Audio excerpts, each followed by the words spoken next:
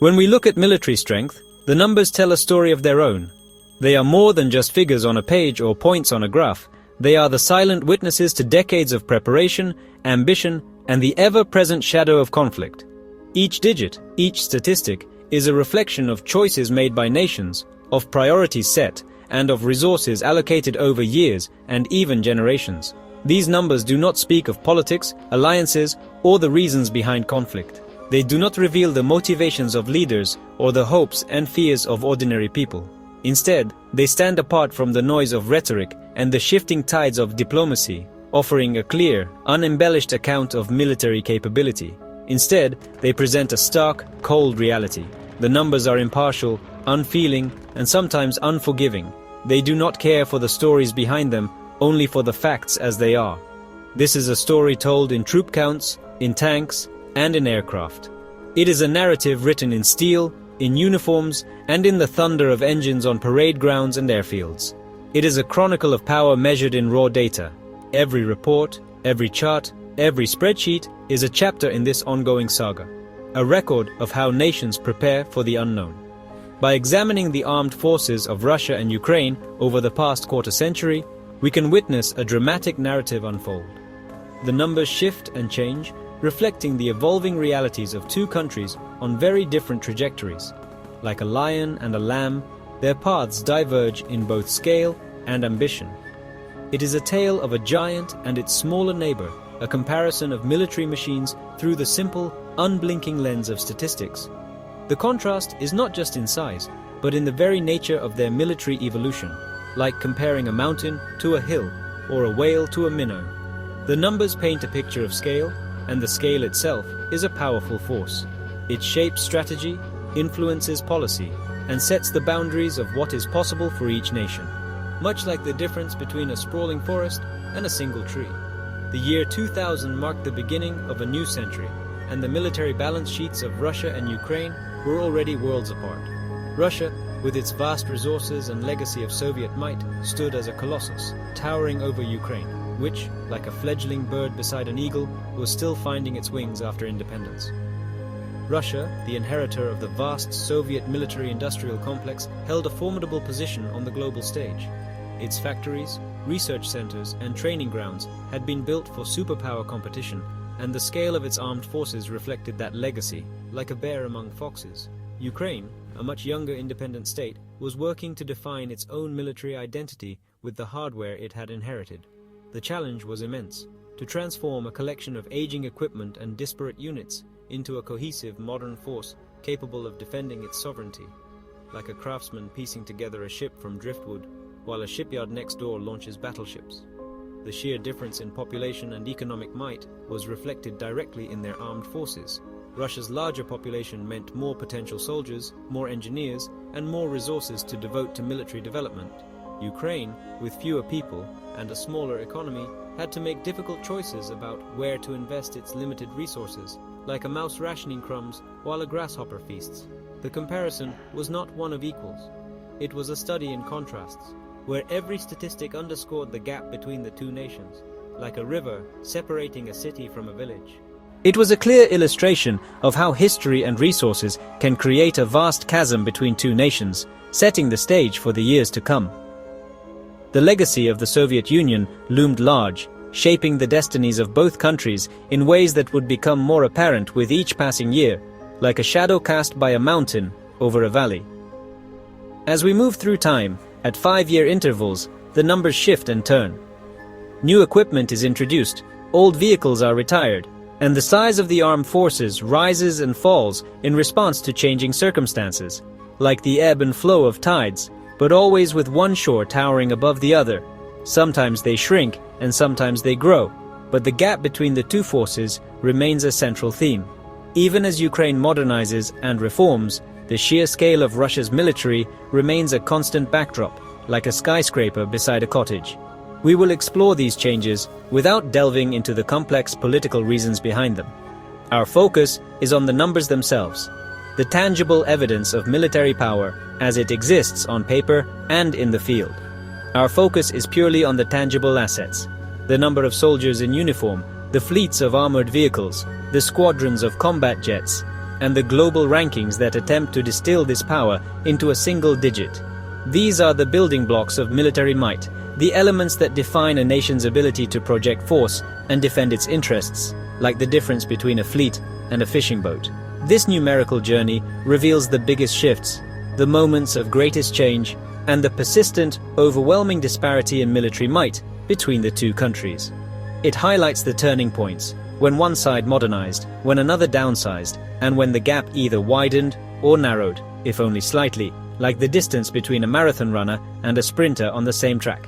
This essay will lay out the facts as they are recorded. We will follow the data, year by year, to see how the story of military power has evolved in this part of the world. It is an exercise in quantitative analysis designed to be informative and clear. By stripping away the noise, we can see the underlying patterns that have shaped the military balance between Russia and Ukraine, patterns as distinct as the difference between a thunderstorm and a drizzle. The goal is to present a dramatic contrast by letting the figures speak for themselves.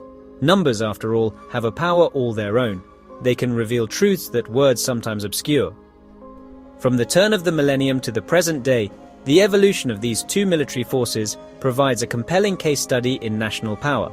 The uniforms may change, the equipment may be upgraded, but the underlying story remains one of contrast and transformation, like the changing of seasons, but always with winter longer on one side.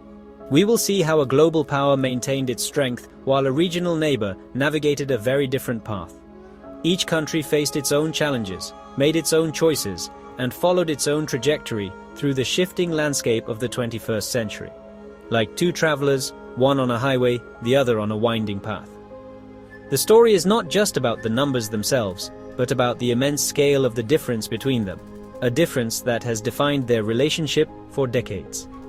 As we move forward, keep in mind that behind every statistic lies a story of people, of nations, and of the forces that shape our world, like the space between a mountain peak and the valley below. In the year 2000, the contrast between Russia and Ukraine was already stark, truly as different as a lion and a lamb, a difference that would only deepen as the years went by. The two countries, once bound together under the Soviet Union, now stood on very different military footings, shaped by diverging priorities, resources, and ambitions. Russia's military was a global behemoth. It commanded an active force of approximately 1.2 million troops, placing it firmly among the world's most powerful armies, typically ranked second only to the United States. The sheer scale of its manpower was a testament to its superpower legacy, and it projected an image of strength and readiness on the world stage, like a lion surveying its territory. Its arsenal was immense, a legacy of its superpower past, featuring over 20,000 tanks and more than 4,000 combat aircraft. These numbers were not just statistics. They represented a formidable force capable of large-scale operations across multiple fronts, with the ability to project power far beyond its borders, like a pride of lions dominating the savannah. In contrast, Ukraine's armed forces were significantly smaller, like a mouse facing a grasshopper. The country, still grappling with the economic and political aftershocks of independence, could not match the scale or resources of its larger neighbor. With around 300,000 active personnel, Ukraine fielded a large European army, but it was not in the same league as Russia. Its military, while proud and professional, was limited by budget constraints and the challenges of transitioning from Soviet-era structures to a modern national force, like a lamb learning to stand beside a lion. Its equipment, while substantial, was a fraction of Russia's, with roughly 4,000 tanks and about 800 combat aircraft. Much of this hardware was inherited from the Soviet Union, and maintenance was a constant struggle, with many vehicles and planes in need of repair or modernization, like a small flock of sheep trying to keep up with a stampede of wild horses. Despite these limitations, Ukraine ranked among the top 20 militaries globally. Its forces were respected in the region, and its soldiers were known for their discipline and resilience. 5 years later, in 2005, the trend of downsizing continued for both nations, but the gap remained profound, still as wide as the distance between a mountain and a molehill. Both countries faced economic pressures and shifting security priorities, leading to reductions in troop numbers and equipment. Russia had reduced its active personnel to just over 1 million soldiers as part of ongoing reforms. These reforms aimed to create a more professional, agile force, better suited to the demands of modern warfare. Its global ranking held steady at number 2. Russia's military might was not just a matter of numbers, but also of strategic depth, technological development, and the ability to mobilize reserves if needed. The sheer volume of its hardware, though aging, was still overwhelming. Even as some equipment was retired or mothballed, the reserves of tanks, armored vehicles, and aircraft remained vast, providing a cushion against any sudden threat, like a dragon sleeping atop a mountain of gold. Ukraine also continued to shrink its military, bringing its active troop count down to about 200,000. This reduction was driven by budgetary realities and a desire to create a leaner, more efficient force. But it also reflected the country's struggle to maintain its defense capabilities, like a small boat trying to stay afloat beside a battleship. This reduction saw its global military ranking slip slightly, though it remained a considerable regional force. Ukraine's military leadership faced tough choices, balancing the need for modernization with the constraints of limited resources. The numerical difference was dramatic. Russia possessed 5 times the number of troops and a vastly larger inventory of heavy weaponry, maintaining an undeniable advantage, like a bear standing over a fox. This imbalance was not just about numbers. It shaped the strategic calculations of both countries and influenced the security environment of the entire region. By 2010, the picture had shifted again, yet the fundamental imbalance was unchanged. Both militaries had undergone further reforms, but the gap in capability and scale persisted, still as wide as an eagle's wingspan compared to a sparrow's. Russia's military reforms had further streamlined its forces to approximately 770,000 active troops. The focus was increasingly on quality over quantity, with investments in training, equipment, and rapid deployment capabilities. Despite this reduction, its modernization efforts ensured it retained its solid number 2 world ranking. New technologies, updated doctrines, and a renewed emphasis on readiness kept Russia at the forefront of global military power. Its inventory of tanks and aircraft remained in the many thousands. The Russian military continued to showcase its might in exercises and parades, signaling to the world that it remained a force to be reckoned with. Ukraine, on the other hand, saw its military shrink even more dramatically, like a tree losing its branches in a storm. The country faced ongoing economic challenges, and defense spending was often sacrificed in favor of other urgent needs. Its active personnel had fallen to around 130,000. The reduction in manpower was accompanied by a decline in available equipment, as aging vehicles and aircraft were retired without replacement, like a once busy anthill now nearly deserted. This significant downsizing caused its global ranking to fall further, placing it outside the top 20 for the first time. For Ukraine, this was a sobering moment, a recognition of the widening gap with its neighbor, as if a stream had become a canyon. The chasm in raw numbers had only widened over the decade. Russia's overwhelming advantage in both personnel and equipment was now more pronounced than ever, and the strategic implications were clear to all observers, like a mountain casting its shadow over a valley. The period from 2000 to 2010 established a clear and enduring pattern. Each year, the disparity grew, and the balance of power in the region tilted ever more heavily in Russia's favor, like a seesaw with a giant on one end and a child on the other. Russia, despite its own post-Soviet reductions, consistently maintained a military that was orders of magnitude larger and more powerful than Ukraine's. Its ability to mobilize, equip, and sustain large forces remained unmatched in the region, like a fleet of ships beside a single rowboat. At every point, it had more soldiers, more tanks, and more planes. The numbers told a story of dominance, but they also hinted at the underlying realities of national priorities, economic strength, and geopolitical ambition, like a chessboard where one side has all the queens. Its position as the world's second strongest military power was never in doubt. Russia's military posture was not just about defense. It was a tool of influence, a means of shaping events both near and far. Ukraine's forces, while respectable in a European context, were on a steady downward trajectory in both size and relative global standing. The country's leaders faced difficult choices, and the consequences of these decisions would echo for years to come, like a runner falling further behind in a marathon. The numbers from this decade tell a simple story. one of overwhelming and persistent military dominance by one nation over its neighbor, as clear as a wolf among sheep. But behind the statistics lies a deeper narrative of shifting identities, evolving strategies, and the enduring impact of history on the present. The year 2015 marked a pivotal moment of change, especially for Ukraine. The echoes of the previous year's turmoil were still reverberating across the country, and the world was watching closely as Ukraine faced a crossroads. The events that had unfolded in 2014, most notably the annexation of Crimea by Russia and the outbreak of conflict in the Donbas region, had fundamentally altered Ukraine's security landscape. For years, Ukraine's military had been shrinking, underfunded, and largely overlooked. But now, the urgency of the situation demanded a complete reassessment of national priorities.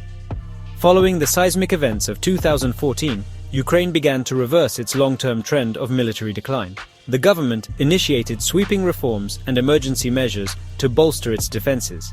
Its active troop numbers started to climb, reaching approximately 160,000, supplemented by a growing number of reservists.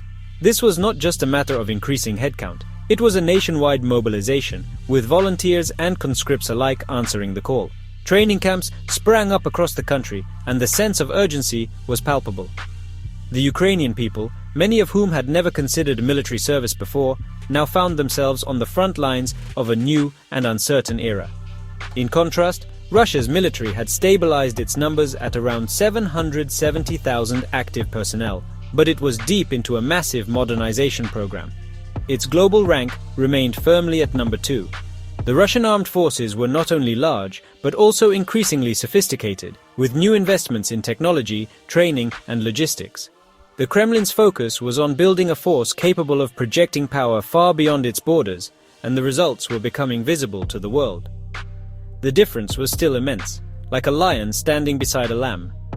Russia's armed forces were nearly 5 times larger, and its budget and equipment modernization far outpaced Ukraine's efforts to rebuild its military capabilities from a much lower base. Russian units were equipped with the latest tanks, armored vehicles, and advanced communication systems, while Ukraine was still struggling to repair and upgrade aging Soviet-era equipment. The scale of the challenge facing Ukraine was daunting, and the gap between the two militaries was not just in numbers, but in technology, experience, and resources. By 2020, the divergence in their paths became even more pronounced. Russia continued to project strength, maintaining its active force at around 900,000 soldiers. Its military parades showcased not only the size of its forces, but also the pride and confidence of a nation that saw itself as a major global power.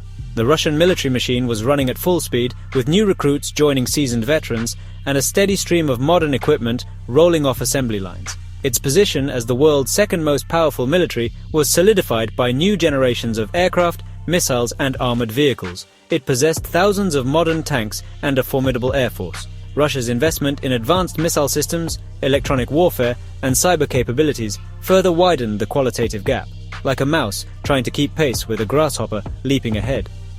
The country's military doctrine emphasized rapid deployment, combined arms operations, and the integration of new technologies, making it a formidable adversary on any battlefield. Ukraine, in a state of sustained conflict, had significantly expanded its own forces. Its active military grew to over 200,000 troops, and it focused heavily on training and combat readiness. The experience of ongoing conflict had forged a new generation of Ukrainian soldiers, battle-hardened, adaptable, and determined. Training regimens became more rigorous, and cooperation with Western advisors brought new tactics and perspectives. The Ukrainian military was transforming, learning hard lessons on the battlefield and applying them in real time. Despite this growth, its global ranking hovered around the mid-20s. The numerical gap remained a gulf, like a single tree standing in the shadow of a vast forest. Russia's army was still more than 4 times larger. The sheer scale of Russia's military presence on Ukraine's borders was a constant reminder of the imbalance. For every Ukrainian battalion, there were several Russian counterparts, often better equipped and more experienced. This disparity shaped every strategic decision Ukraine made, forcing its leaders to be resourceful and resilient in the face of overwhelming odds. The most dramatic shift during this period was not a closing of the gap, but rather the reversal of Ukraine's trajectory. For over 2 decades, its military had been shrinking. The legacy of the Soviet collapse had left Ukraine with a bloated, outdated force that was gradually whittled down by budget cuts and neglect. By the early 2010s, many units existed only on paper, and much of the equipment was in disrepair. The events of 2014 forced a reckoning, and the country had to rebuild almost from scratch. From 2014 onward, it began a rapid expansion driven by necessity. This was a monumental change. Recruitment drives swept the country, and a new sense of patriotism took hold. Civil society mobilized to support the armed forces, raising funds, providing supplies, and even helping to train volunteers. The transformation was not just institutional, but cultural, a society rallying to defend its sovereignty. However, it occurred while Russia was also investing heavily and cementing its status as a top-tier military power. So, while Ukraine's numbers went up, they were rising from a very low point. Russia's numbers, already colossal, were being reinforced with cutting-edge technology, making the qualitative gap just as significant as the quantitative one, like a sprinter racing a marathon runner who's already halfway to the finish line. Russian forces fielded the latest in electronic warfare, precision-guided munitions, and integrated command systems. Ukraine, meanwhile, was forced to innovate with limited resources, often relying on ingenuity and international support to bridge the gap. Looking back at the decade leading up to the early 2020s, the story is one of 2 armies moving in opposite directions from vastly different starting points. Ukraine was clawing its way back from the brink, while Russia was consolidating and expanding its power. The contrast was stark, one military fighting for survival and renewal, the other refining its dominance and reach. Like a sapling growing beside a towering oak, Ukraine was in a desperate race to rebuild and expand, transforming its military from a shrinking post-Soviet force into a hardened, active fighting machine. Every new recruit, every repaired vehicle, and every successful training exercise was a step toward closing the gap, even if only slightly. The resilience and determination of the Ukrainian people became a defining feature of this era, as they faced adversity with courage and resolve. Russia, meanwhile, was refining its already massive instrument of power, ensuring its dominance through both sheer numbers and technological superiority. Its military-industrial complex was in full swing, producing advanced weaponry and maintaining a high level of readiness. The Russian command structure emphasized discipline, coordination, and the ability to respond rapidly to emerging threats, both near and far. The difference in scale never diminished. In fact, the raw power differential in advanced weaponry may have even grown wider during these years, like a mountain rising beside a hill, setting a dramatic stage for the events that would follow. As the world watched, the widening gaps between Russia and Ukraine's militaries became not just a matter of numbers, but a symbol of the broader struggle between 2 nations on the edge of history, one fighting to reclaim its future, the other determined to shape the region's destiny on its own terms. So here we are, December 6th, 2025, staring at a military scoreboard that's the result of years of all-out effort, mobilization, and, let's be honest, a lot of stubbornness on both sides. The numbers? Bigger than ever, but the basic mismatch? Still there, looming like an elephant, or, more accurately, a lion in the room. Russia's military machine, counting everyone from active troops to paramilitaries, is now a beast of over 1.5 million strong. Still sitting pretty at number 2 in the global pecking order. Sure, they've lost a lot of gear, but their factories just keep churning out tanks, artillery, and aircraft like it's a national hobby. The sheer scale is mind-boggling. Drawing from Soviet leftovers and new production lines, Russia's military is still a juggernaut. Meanwhile, Ukraine, it's pulled off a transformation that would make any underdog movie jealous. From a modest 200,000 in early 2022, Ukraine's military has ballooned. Now they're fielding somewhere between 800,000 and 1 million troops. Not bad for the lamb in this story. That surge has catapulted Ukraine into the world's top 15 militaries. Quite the glow-up. Their arsenal? Now a wild mix of old Soviet gear and shiny new Western tech. It's like a garage sale, where half the stuff is brand new. But let's not kid ourselves. Ukraine's heavy weapons count is still dwarfed by Russia's mountain of hardware. The real plot twist? It's all happened in just the last few years. Ukraine has closed the personnel gap more than ever before, now standing almost shoulder to shoulder with Russia, at least in headcount. From 1/5 the size to nearly half or 2/3, talk about a growth spurt. But Russia's got the edge in air power, navy, missiles, and, let's face it, the industrial muscle to keep the war machine running for the long haul. These days, it's not just about who has more boots on the ground. It's about who can keep the boots coming and keep them supplied. If you look at the numbers, the story from 2000 to now is a wild ride. It started with Russia as the lion, massive, intimidating, and Ukraine as the lamb, just hoping not to get noticed. For years, the gap only grew. The lion bulked up, the lamb tried to keep up, but, well, it's a lamb. But lately, the lamb's been hitting the gym, bulking up, getting new gear, and strutting its stuff. Still, Russia's the lion in almost every way that counts. Population, factories, firepower. Ukraine's a much tougher lamb now, but it's still facing a beast. So here's the analogy. Ukraine, the lamb, has grown. Maybe to the size of a grasshopper, maybe even a small goat, but it's still poking the lion. And you have to wonder, what's the logic in the lamb picking a fight with the lion? Is it bravery, desperation, or just bad math? But beyond the numbers, beyond the analogies, lies the true cost of war, the sacrifice of human lives on both sides. Every statistic hides a story, a family shattered, a future lost, a community grieving. Unlike animals, we humans share a common bond, a capacity for empathy, and a hope for something better. The real tragedy is that, while ordinary people pay the price, leaders often perpetuate conflict for their own gain. But as awareness grows, and with tools like AI shining a light on the truth, the world is changing. The old narratives are being challenged, and the reality of war's cost is harder to hide. So as we watch these numbers climb, let's remember our shared humanity. Let's not let the story end with the lion and the lamb locked in endless struggle. The real victory is peace, and that's a future worth fighting for.